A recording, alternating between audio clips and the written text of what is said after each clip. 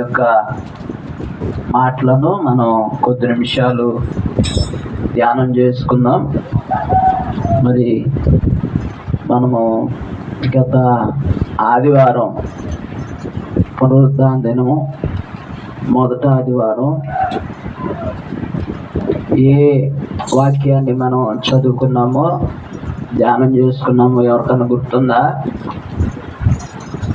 ఏమండి చెప్పాలి.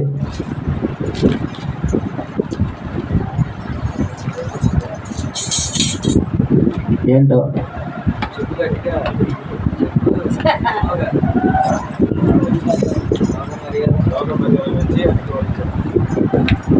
మీరు ఈ లోక మర్యాదను అనుసరించక ఉత్తమమును దేవునికి అనుకూలమును సంపూర్ణమును అయ్యున్న దేవుని చిత్తము ఏమిటో తెలుసుకుని అందులో నడుచుకోవాలి.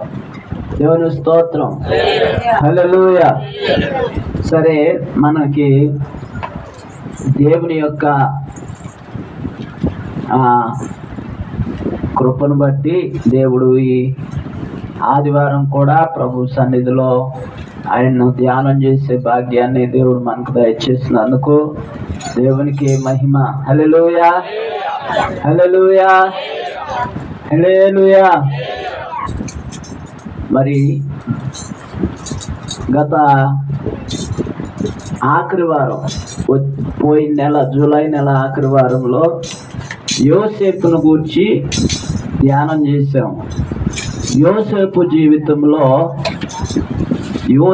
జీవితంలో ఆయనకు కలిగిన 5 అనుభవాలు గురించి మనము ధ్యానం చేసాం. 5 అనుభవాలు. ఎవరన్నా రాసుకున్నారా? ఏమండి, ఎవరన్నా రాసుకున్నారా?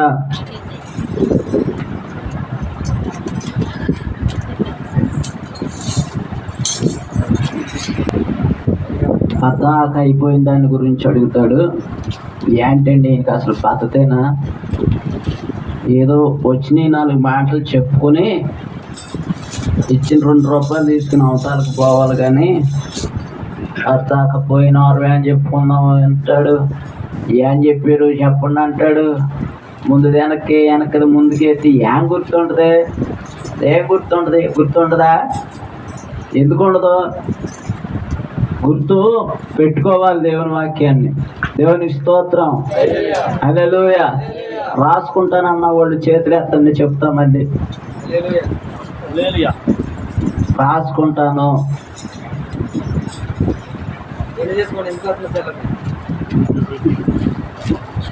ఇష్టం లేదా రాసుకోవటం? మరి అందరూ ఆయుధాలు తెచ్చుకున్నారా? మేము రాయలేదుగా, మాకు గుర్తు లేదనే వాళ్ళు కూడా ఉంటారు. మంచిది, దేవునికి స్తోత్రం, హల్లెలూయా. నేనైతే చెప్పి 2 వారాలు అయింది. ఏ మాటలు చెప్పానో అంటే మరలా ఆ వాక్యాన్ని రెన్యూ చేద్దామని చెప్పి నిన్న నేను రాసుకోలే. వాస్తవానికైతే మళ్ళా చెప్పినటువంటి వాక్యాన్ని ధ్యానం చేస్తే 5 మాటలు మళ్ళా నాకు ముత్యాల్లాగా 5 మాటలు చక్కగా కనపడి, అప్పుడు దేవానికి స్తోత్రం. రేపు నేను వీళ్ళకి ఎట్ట గుర్తు చెయ్యాలని చెప్పని మదన పడుతున్నా. నాకు ఇచ్చేవయ్యా, నీకు వందనాలని చెప్పి నిన్న నోట్స్ రాసుకున్నా, మీకన్నా చెప్తామని. చెప్తుంటే గుర్తుంటలేదుగా, రాసుకుంటేనన్నా గుర్తుంటుందేమోనని. చూడండి, ఆదికాండం 37వ అధ్యాయం. యోసేపు తన జీవితంలో కలిగిన అనుభవాలు. మొదటి అనుభవం, తండ్రికి ఇష్టమైనటువంటి వాడు. ఆదికాండం 37వ అధ్యాయం 3వ వచనం. మొదటి అనుభవం. 2వ అనుభవం చెప్తున్నాను, చూడండి.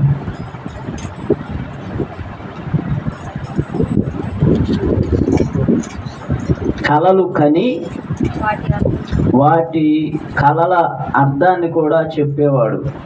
ఆదికాండం 37:6.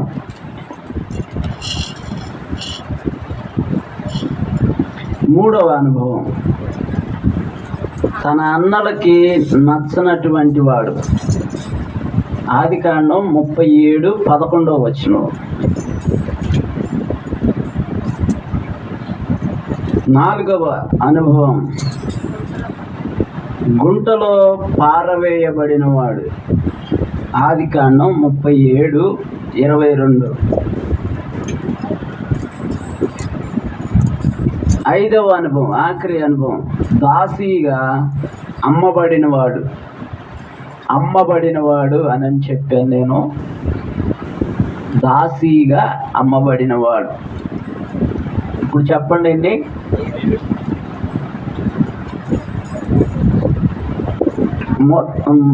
మొట్టమొదటిగా మనం చూస్తే యోసేపు జీవితంలో యోసేపుకు ఉన్నటువంటి అనుభవాలు 5 అనుభవాలను మనము చూసాం. తర్వాత యోసేపు యొక్క జీవితంలో ఆశీర్వాదాలను మనం చూద్దాం. దేవునికి స్తోత్రం, హల్లెలూయా. జాగ్రత్తగా ఉండండి, జాగ్రత్తగా వినండి. వీడియో రికార్డ్ చేయబడుతుంది. నిద్రపోయే వాళ్ళు కూడా పడతారు, వ్యర్థమైన మాటలు పడేవాళ్ళు కూడా పడతారు. ఎవరు నాతో లేకండి, నిద్ర లేకండి అని అనిపించుకోవద్దు. ఇది దాదాపు 250-300 మందికి వెళ్తుంది. మన సంఘం మహా అయితే 10-15 మంది ఏమో, కానీ మనల్ని ఎంతమంది చూస్తారు? చాలా చోట్లకి వెళ్తుంది. మనం నిద్రపోతున్నావా, ఊరికనే ఉన్నావా, అయ్యగారి ముఖం కనపడుతుంది అనుకుంటున్నారు మీరు ఫోన్లో. కాదు, మీకు ఇది ఎలాగకుండా మీ ముఖాలు కూడా కనపడతాయి. దేవునికి స్తోత్రం, హల్లెలూయా. కాబట్టి యోసేపు యొక్క జీవితంలో దేవుడు దయచేసినటువంటి 3 ఆశీర్వాదాలను మనం ఈ సమయంలో ధ్యానం చేసుకుందాం. యోసేపు అమ్మబడిన తరువాత ఎవరికి అమ్మబడ్డాడంటే, ఐగుప్తు దేశంలో ఇస్మాయేలీలలో ఒకరైన ఫరోకి అమ్మబడ్డాడు. పొతీఫరు అనేటువంటి వ్యక్తికి. యోసేపు ఎక్కడుంటే అక్కడ దేవుని యొక్క ఆశీర్వాదాన్ని దేవుడు ఇస్తా ఉన్నాడు. ఒక దేశం నుంచి మరొక దేశానికి అమ్మబడిన తరువాత కొనుక్కున్నవాడు ఆ కొనుక్కున్నవాడి మీద ఏం చేయాలి? పెత్తనం చెయ్యాలి. యోసేపు అమ్మబడ్డాడు. యోసేపు మరొక వ్యక్తికి అమ్మబడ్డాడు. మరొక వ్యక్తి యోసేపును కొనుక్కున్నాడు. కొనుక్కున్నవాడి మీద ఎంతటి అధికారాన్నైనా, ఏమండి, ఎంతటి పెత్తనాన్నైనా జాలి చూపించవచ్చు, కనికిరాన్ని చూపించవచ్చు, అదే సమయంలో కోపాన్ని కూడా చూపించవచ్చు. కొనుక్కున్న దాని మీద ప్రేమ మమకారం ఉంటుందా? ఏమండి, ఉంటుందా? ఉండదు. ఎందుకంటే ఏదన్నా వస్తువు అయితే ఎక్కువ కాలం పనిచేస్తుంది, ఎక్కువ కాలం మన్నిక వస్తుంది అని చెప్పి జాగ్రత్తగా వాడుకుంటాం. కానీ ఇక్కడ మనిషిని కొనుక్కున్నారు. మనిషిని కొనుక్కుని మనిషిని ఎందుకు కొనుక్కున్నారంటే చాకిరి చేయటానికి కొనుక్కున్నారు. పాలేరు, మన భాషలో చెప్పాలంటే పాలేరుగా అమ్మబడ్డాడు యోసేపు. ఎవరికి? పొతీఫర్కి.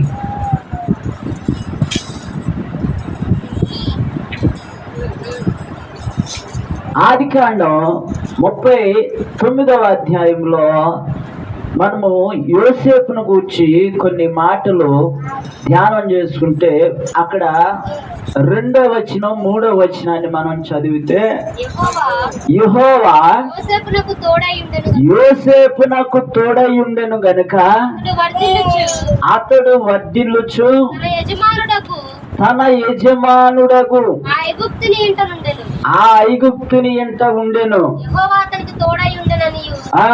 అతడు చేసినదంతయు అతని చేతిలో యెహోవా సఫలము చేసిననియు అతని యజమానుడు చూచినప్పుడు యోసేపు మీద అతనికి కటాక్షము కలిగెను. దేవునికి స్తోత్రం. హల్లెలూయా. యోసేపు జీవితంలో మొదటి ఆశీర్వాదం, ఐగుప్తు దేశంలో అమ్మబడ్డాడు. ఒక అన్యుని ఇంటిలో చేర్చబడ్డాడు. ఒక అన్యుడు యోసేపును కొనుక్కున్నాడు. ఇదిలాగా జరుగుతూ ఉండగా యోసేపును ఆ కొనుక్కున్నటువంటి వ్యక్తి పరిశీలన చేస్తా ఉన్నాడు. ఏం చేస్తున్నాడు? యోసేపు ఏ పని చేసినా ప్రత్యేకించబడిన వాడిగా, ఏ పని చేసినా పరిశుద్ధంగా, ఏ పని చేసినా యథార్థంగా, లెక్కలు రాస్తే యథార్థంగా, మాట మాట్లాడితే యథార్థంగా, ఏమండి పని చేస్తే యథార్థంగా, ఇంకేదైనా సరే కొనుక్కున్నటువంటి ఆ యజమానుడు ఏదైతే చెప్తున్నాడో దానిని తూచా తప్పకుండా ఇంకంతకంటే మెరుగ్గా, ఇంకంతకంటే క్లారిటీగా యోసేపు తన జీవితంలో చేస్తున్నాడు. ఇట్లా చేస్తూ ఉంటే, ఈ రకంగా ఉంటా ఉంటే ఆ కొనుక్కున్న ఆయనకి ఒక రోజున ఆలోచన వచ్చింది. ఏమని? ఇంత పర్ఫెక్ట్గా చేయటానికి, ఎంత యథార్థంగా ఉండటానికి ఇతని వెనకాల ఏదో దైవ శక్తి ఉన్నది. దేవునికి స్తోత్రం. హల్లెలూయా, హల్లెలూయా. ఏమండి, దేవుణ్ణి నమ్ముకున్న తర్వాత దేవుడు ఆశీర్వదిస్తాడని, దేవుడు దీవెనలు ఇస్తాడని చాలా మంది అపోహపడుతున్నారు. యోసేపు దేవుణ్ణి నమ్ముకున్నాడు. అన్యాయంగా మరో దేశానికి అమ్మబడ్డాడు. అన్నలు అమ్మేసుకున్నారు. కానీ సృష్టికర్త అయినటువంటి దేవుడు యోసేపును మాత్రం విడిచిపెట్టలేదు. హల్లెలూయా, హల్లెలూయా. అతని యథార్థతను బట్టి, అతని భక్తి జీవితాన్ని బట్టి, అతని ప్రవర్తనను బట్టి, అతని యొక్క స్థితిగతులను బట్టి యోసేపును అన్యుడైనటువంటి పోతీఫరు గమనిస్తా ఉన్నాడు. ఏమని? ఇతని వెనక ఏదో ఒక శక్తి ఉంది. దేవుడు ఇతనికి తోడై ఉంటేనే కానీ, ఏమండి, దేవుడు ఇతనికి తోడై ఉంటేనే కానీ ఇంతటి కార్యాలు చేయలేడు. అంతేకాదంటండి, ఐగుప్తు దేశంలో యోసేపు ఉన్న ఆ యజమానుడి ఇంటిని దేవుడు ఏం చేయటం మొదలు పెట్టాడంటే ఆశీర్వదించటం మొదలు పెట్టాడు. దేవునికి స్తోత్రం. హల్లెలూయా, హల్లెలూయా, హల్లెలూయా. ఎవరైతే దేవుని యందు భయభక్తులు కలిగి ఉంటారో, ఎవరైతే దేవుని యందు విశ్వాసం కలిగి ఉంటారో, ఎవరైతే దేవునిలో పరిశుద్ధంగా ఉంటారో, ఎవరైతే దేవుని కోసం పవిత్రత కలిగి ఉంటారో, వాళ్ళు ఇరుకులో ఉన్నా, ఇబ్బందుల్లో ఉన్నా, శోధనలో ఉన్నా, కఠినమైనటువంటి చర్యల్లో ఉన్నా దేవుడు వారిని విడిచిపెట్టే దేవుడు కాదు. వారిని ఎక్కడ ఏ స్థలంలో ఉంటే ఆ స్థలాన్ని దేవుడు ఆశీర్వాదకరంగా చేస్తాడు. దేవునికి స్తోత్రం. హల్లెలూయా, నా ప్రియమైన దేవుని బిడ్డలారా, మనం గమనిస్తే మనం ఉన్న స్థలాలు ఎందుకు ఆశీర్వదించబడతలేదు? ఏమండి, మనం ఉన్న ఆ ఇల్లు ఎందుకు ఆశీర్వదించబడటం లేదు? మనం ఉన్న సంఘం ఎందుకు ఆశీర్వదించబడటం లేదు? మనం ఉన్న గ్రామం ఎందుకు ఆశీర్వదించబడటం లేదు? మనం ఉన్న ఆ స్థలం ఏదైనా సరే, ఏ పరిసర ప్రాంతాల్లో మనం పనిచేసినా కానీ మనకు ఆశీర్వాదం ఎందుకు రావట్లేదంటే ఒకటే, యోసేపు లాంటి యథార్థమైన జీవితం మనకి ఉందో లేదో ఒకసారి మనలను మనం పరీక్ష చేసుకోవాలి. దేవునికి స్తోత్రం.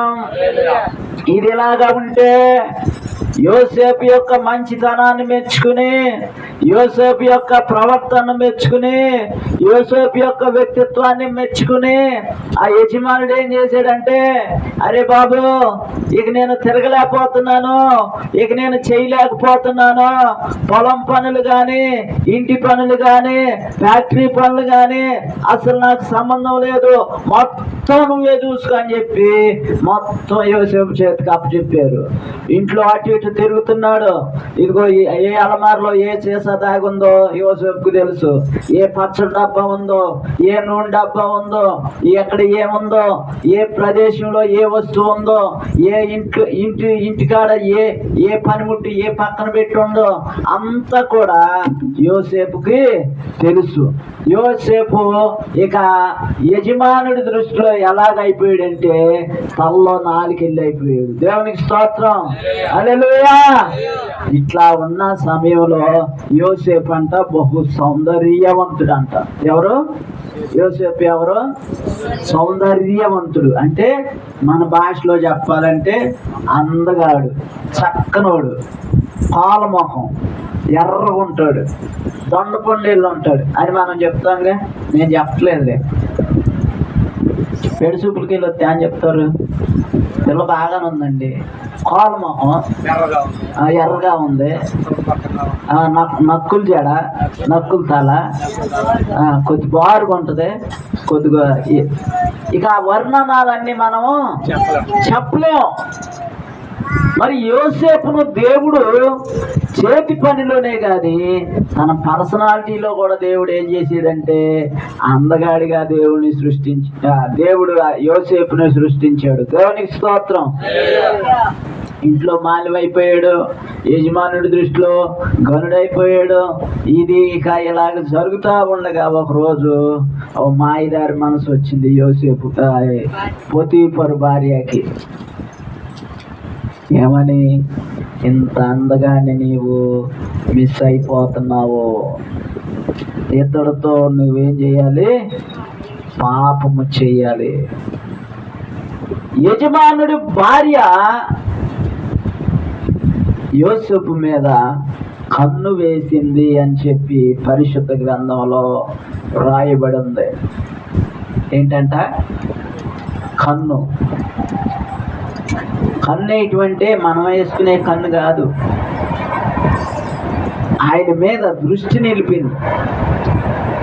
ఇంత అందంగా ఉన్నాడు, ఎంత వయసులో ఉన్నాడు, ఎంత బాధ్యత కలిగి ఉన్నాడు, ఎంత యథార్థంగా కలిగి ఉన్నాడు, ఇటువంటి వ్యక్తితో, ఇంత మంచి వ్యక్తితో నాకు సంబంధం దొరికితే బాగుండు, ఇటువంటి వ్యక్తితో నేను సహవాసం చేస్తే బాగుండు, ఇటువంటి వ్యక్తిని ఒక్కసారైనా మన జీవితంలో అనుభవిస్తే బాగుండు అని ఏం చేసిందంటే ప్రేరేపణ చేస్తా ఉంది. యోసేపుతో మాట్లాడుతుంది, మాట కలుపుతుంది, కనుసైకిల్ చేస్తుంది, నవ్వుతుంది, కవ్విస్తుంది.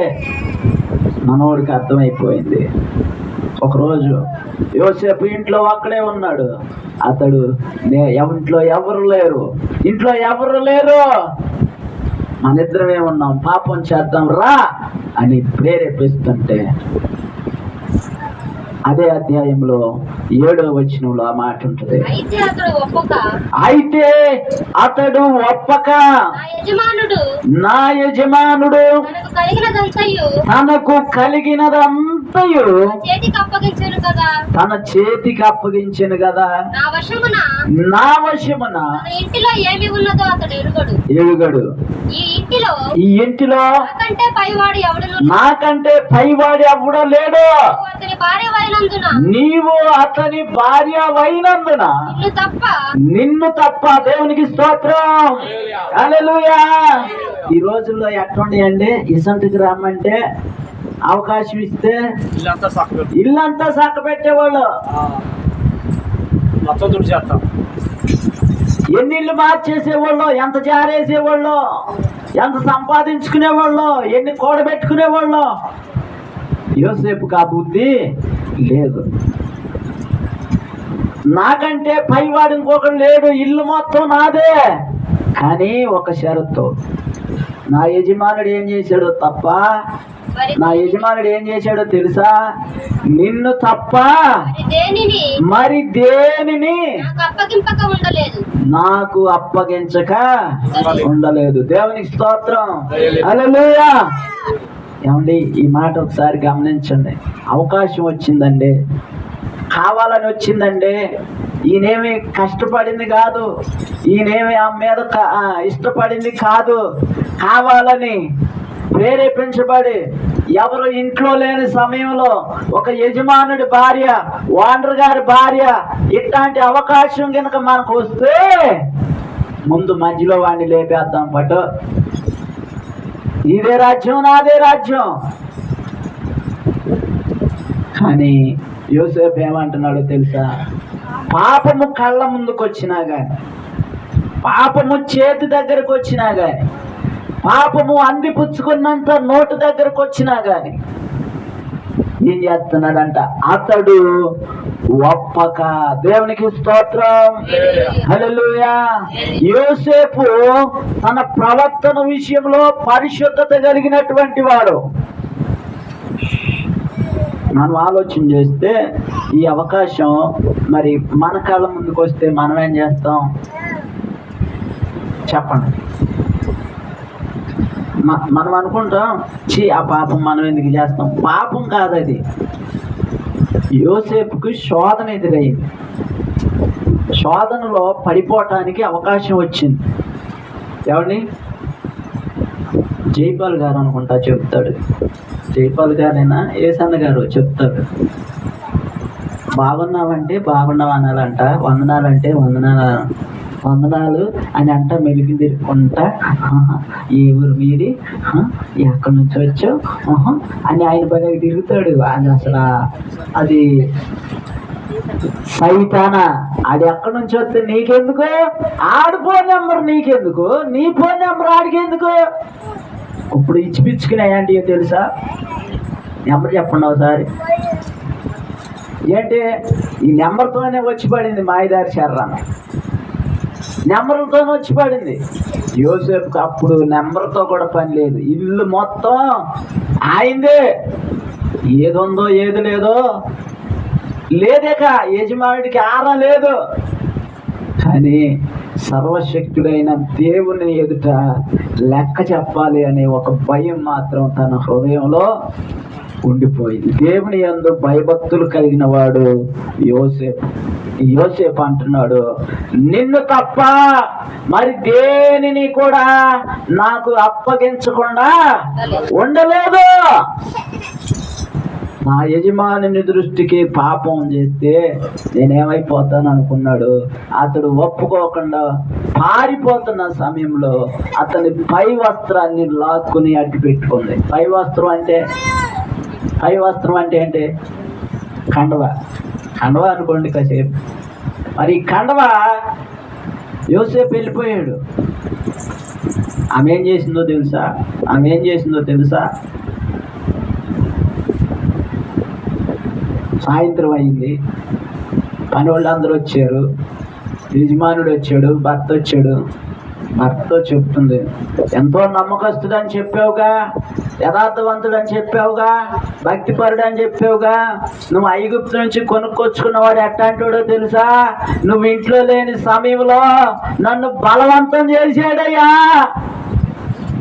అని భార్య భర్తకి లాలన మాటలు చెప్తుంటే, మరి ఎంతకాలం బట్టి పెళ్ళయి వివాహం అయిందో తెలియదు, కానీ ఈ భార్య మాటలకి ఆయన ఏమైపోయాడు, ఆ యథార్థవంతుణ్ణి కూడా అని ఆలోచించకుండా మనోడిని తీసుకెళ్ళి జైల్లో పడేసాడు. దేవునికి స్తోత్రం.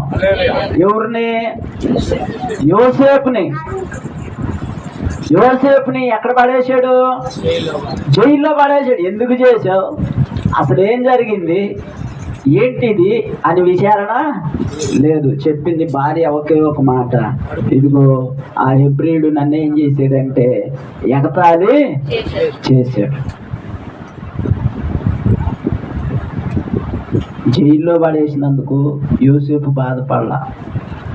అంతరాని నేరం మీదేసినందుకు, చేయని తప్పు చేయని నింద మీదేసినందుకు యోసేపు బాధపడలా.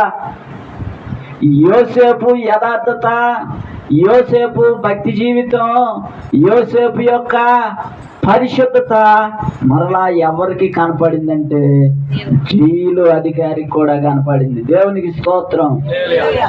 రెండవ ఆశీర్వాదం, మొట్టమొదటిదేమో కొనుక్కున్న ఐగుప్తీయుని ఇంటిలో ఆశీర్వాదం. రెండో ఆశీర్వాదం పరిశుద్ధతలో ఆశీర్వదించబడ్డాడు. మూడో ఆశీర్వాదం రెండోది చెప్పలేదు కదా మీకు. రెండోది 39:7 చెప్పాను కదా, చదివారు కదా. ఓకే, దేవునికి స్తోత్రం. అందులో మూడవ ఆశీర్వాదం జైలు జీవితం. ఏమంటే జైలు జీవితం అంటే ఎలాగుంటుందంటే, పెళ్లి కానోడు, వయసులో ఉన్నవాడు ఏం చేసాడు నమ్మా, అమాయకుడని పాపం ఇంట్లో పెట్టుకుంటే ఏం చేసాడు తెలుసా, ఇంటికి ఎసరు పెట్టాడమ్మా. ఎంతవరకు అమ్మ ఇది కరెక్ట్? అందుకేనమ్మా చూస్తానికి ఎట్ట కనపడ్డాడు యోసేపు, అందుగాడంట నోట్లో నాలుగు లేనోళ్ళలాగా మంచోడు అనుకున్నాం, మా పిలిస్తే పలికేవాడే అనుకున్నాం. ఎన్ని మాటలు వచ్చి ఉంటాయి అమలక్కల నోట అమ్మటే, ఎన్ని మాటలు వచ్చినా కానీ, ఎంత ఎంత ఎంత ఎవరు ఏమనుకున్నా కానీ జైల్లో పడేస్తే, జైల్లో ఏం చేయబడ్డాడు తెలుసా? ఆ మాట చదువుకున్నాం. 21 అయితే యెహోవా యోసేపునకు తోడయ్యుండి అతని యందు కనికరపడి అతని మీద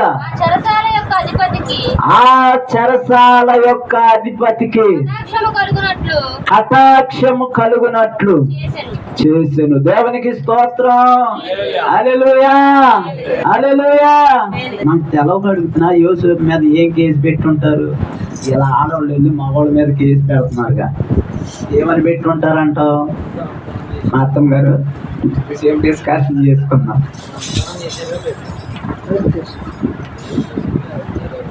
సొంత యజమానుడి భార్య ఇక ఆమె తలుచుకుంటే ఏది కూడా బలమైన కేసు పెట్టిందండి.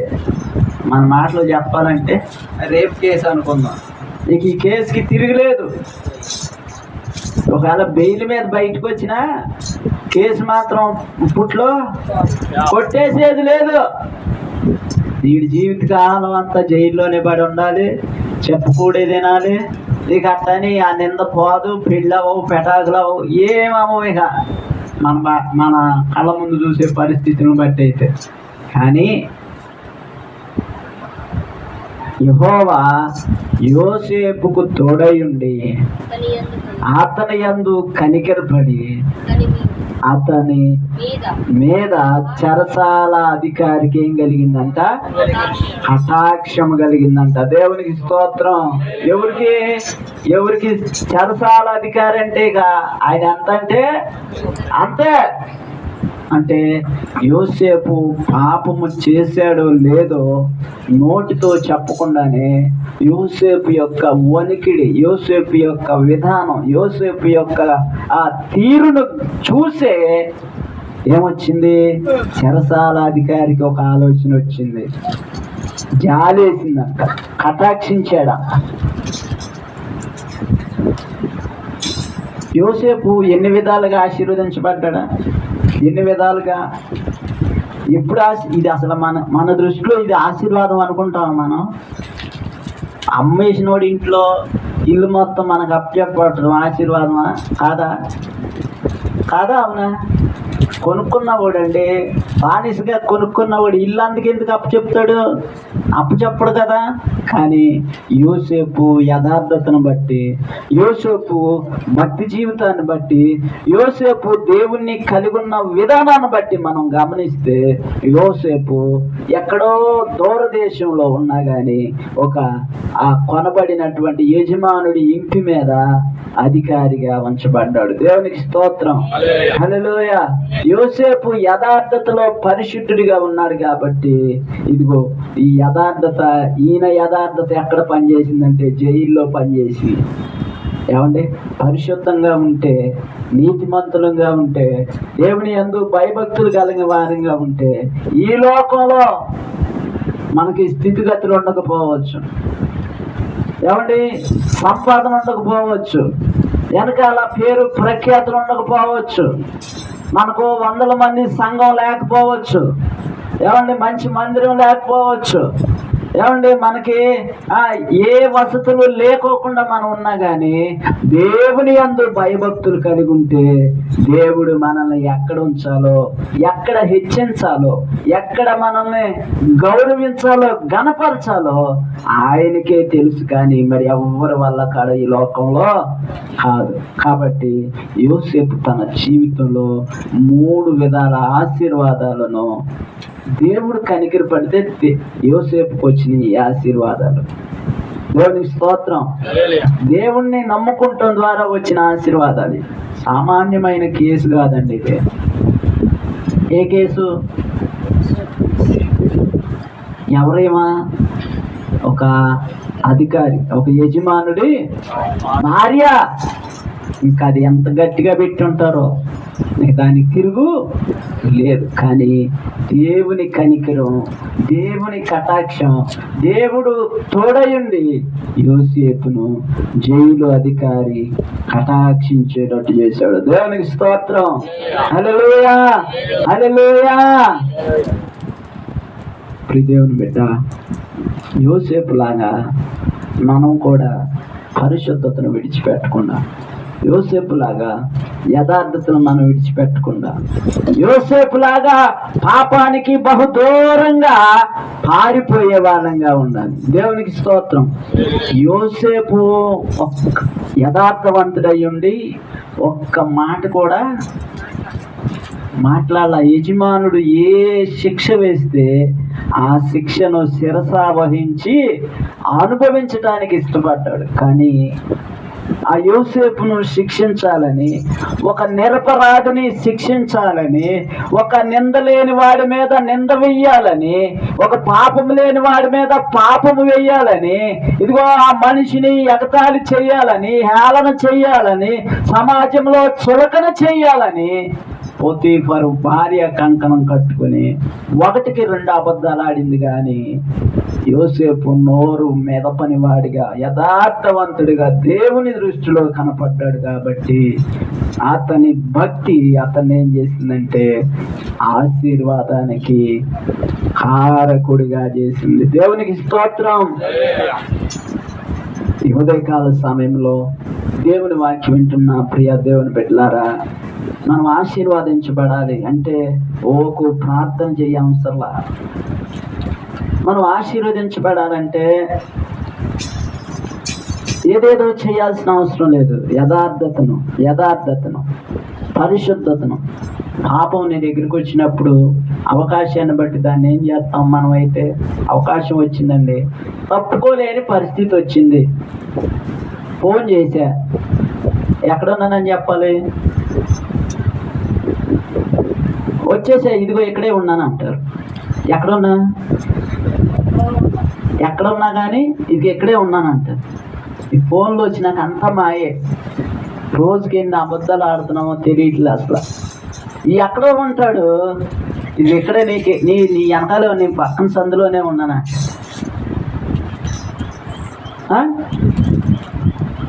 ఇప్పుడే వచ్చాను అంటాడు. ఇప్పుడే తిన్నాను అంటాడు, ఇప్పుడే పడుకున్నాను అంటాడు, ఇప్పుడే వస్తున్నాను అంటాడు. ఇంకో చూడు, నీ కళ్ళ ముందే ఉన్నాను చూడు అంటాడు. అట్టా అబద్ధాలు ఆడి ఆడి ఆడి ఆడి ఆడి ఇట్లా ఆడేవాడు దేవుడు యథార్థవంతుడు అంటాడా? అంటాడండి. అసలు అబద్ధం ఫస్ట్ బైబిల్లో పాపం ఏంటో తెలుసా? ఫస్ట్ పాపమే అబద్ధం. అబద్ధమా కాదా? తినొద్దని దేవుడు చెప్పాడు, తినమని దెయ్యం చెప్పింది. అబద్ధం ఎట్ట చెప్పిందో తెలుసా? అసలు ఈ పండు తింటే మీరు సావనే సావరు. ఏంటి మీ అయ్యగారు అట్లా చెప్పాడా? అసలు మాని చూడండి, ఏమవుద్ది? మీకు ఏమన్నా అవుద్దా? ఆయనేనంటే ఇవాళ ప్రార్థన మానేయండి, దేవుడు ఏమన్నా కొడతాడా? శిక్షిస్తాడా? అంటే అర్థం అవటానికి కోసం చెప్తున్నా మీకు. దేవుడు చెప్పింది ఇది అబద్ధం అని చెప్పాడు అపవాది. అందుకే ఎవరు తిన్నారు? వాస్తవంగా అయితే అవ్వ తిని ఆదాముకు తెచ్చిపెట్టింది. దేవుడితో అంటాడు, నీవిచ్చిన ఈ స్త్రీయే నాకు ఈ పండ్లు తెచ్చింది ఇచ్చింది. ఇద్దరికి చెప్పాడు, ఒకరికి చెప్పాడు దేవుడు? ఇద్దరు విన్నారా వినలేదా మాట? ఇప్పుడు ఇద్దరు ఏమైపోయారు? ఆజ్ఞ అతిక్రమించారు. అంటే ఒక్క మాట, నువ్వు చెప్పిన మాట నేను తప్పేనయ్యా అని ఒక్క మాట దేవునితో అని ఉంటే ఒకవేళ ఈ సృష్టి ఎలాగ మార్చబడేదో తెలిసేది కాదు. కానీ భార్య మీద ప్రేమతో భర్త కూడా ఆమె దారిలోనే దారి తప్పేశాడు. ఇప్పుడు అపవాది తీసుకొచ్చి పండ్లు ఇచ్చింది అవ్వకే, తినొద్దని చెప్పింది ఇద్దరికి. ఆగు ఉండు, ఆయన వచ్చినాక ఆయన కూడా ఒక మాట అడిగి తింటానందా? అలా అంటే ఎట్టుండేదో మా తల్లి. అట్టెందుకు అంటారు? అట్టంటారా? మాట ఆయనకి ఏం చేస్తాడు? సత్తాడా?